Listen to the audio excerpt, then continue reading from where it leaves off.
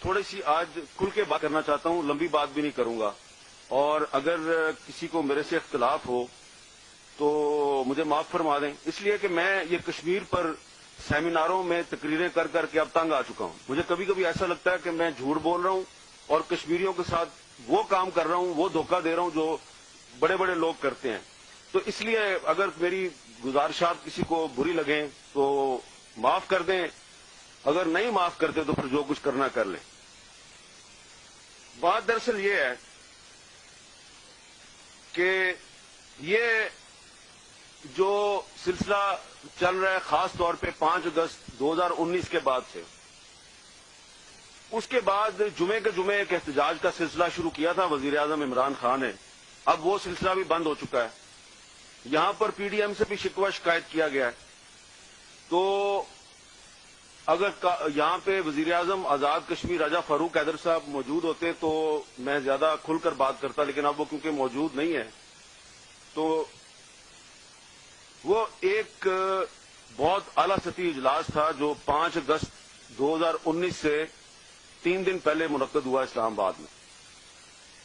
اس اجلاس میں راجہ فاروق حیدر صاحب کو یہ بتا دیا گیا تھا کہ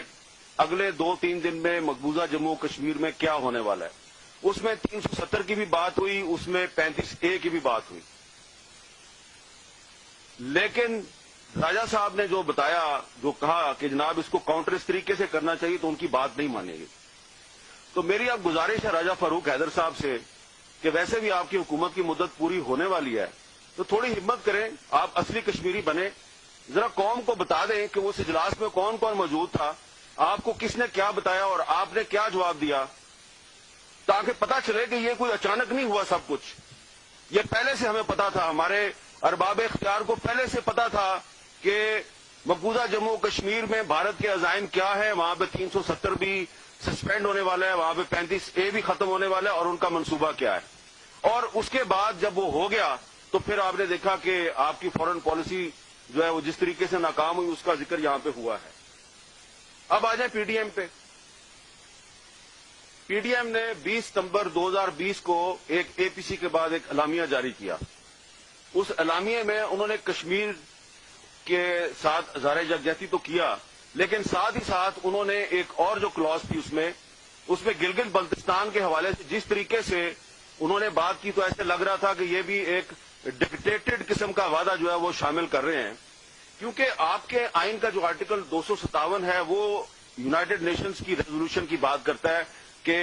یونائیٹڈ نیشن کی ریزولوشن کی روشنی میں مسئلہ کشمیر حل ہونا چاہیے۔ تو ایک طرف تو ہماری حکومت جو ہے وہ مشرف دور سے آؤٹ آف باکس سولوشن تلاش کر رہی ہے، انہوں نے بھی اس کی خلاف ورزی کی۔ دوسری طرف جو پی ڈی ایم کی 2 جماعتوں نے جس طریقے سے الیکشن مہم چلائی گلگت بلتستان کے انتخابات میں کہ ہم گلگت بلتستان کو صوبہ بنائیں گے جی پاکستان کا، آپ بالکل گلگت بلتستان کے آئینی حقوق کی بات کریں، آپ ان کے رائٹس ان کو ضرور دیں، لیکن جس طریقے سے آپ نے وہ کمپین چلائی تو UN ریزولوشن کی تو دھجیاں بکھیر دیں آپ نے بھی،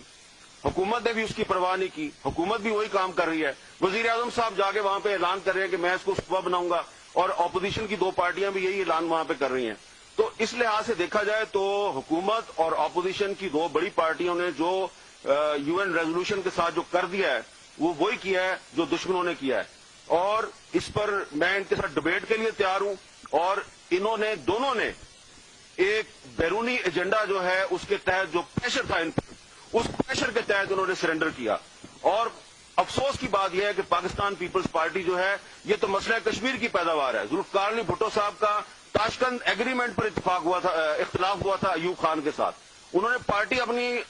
کشمیر کے مسئلے میں بنائی تھی، لیکن وہ بھی بڑے فخر سے کہتے ہیں کہ دیکھو ہم نے تو 2018 کے مینیفیسٹو میں یہ وعدہ کیا تھا کہ ہم اس کو علیحدہ اسٹیٹس دیں گے، صوبے کا درجہ دیں گے۔ تو یہ جو دونوں پارٹیاں ہیں اور حکومت تحریک انصاف، ان کے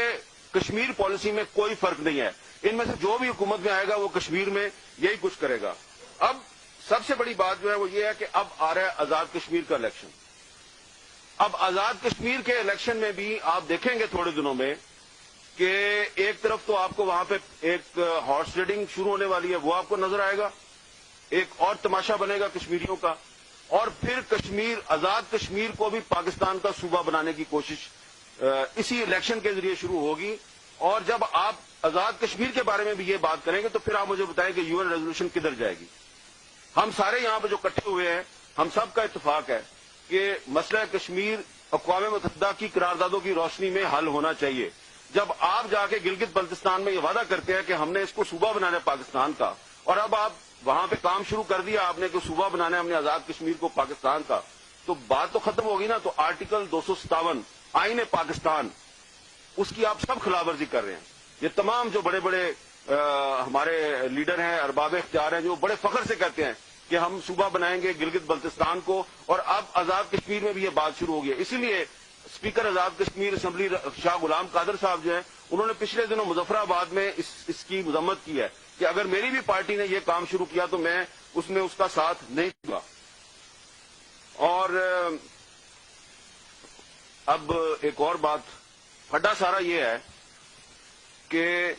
ایک نیشنل کنسنسس کی ضرورت ہے. ایک تو میں نے آپ کو بتا دیا کہ آزاد کشمیر کو صوبہ بنائیں،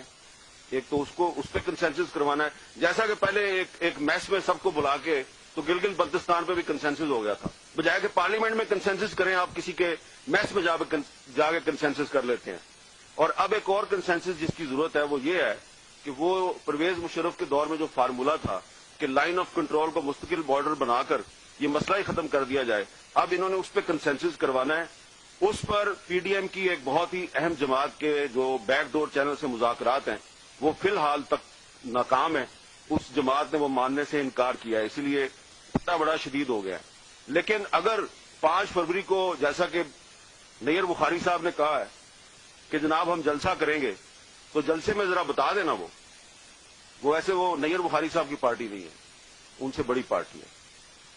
اگر آپ واقعی کشمیر کے ساتھ اس کے کاز کے ساتھ مخلص ہیں تو 5 فروری کے جلسے میں بتائیں کہ کس نے آپ کو یہ کہا ہے کہ یہ LOC کو مستقل بارڈر بنانے پہ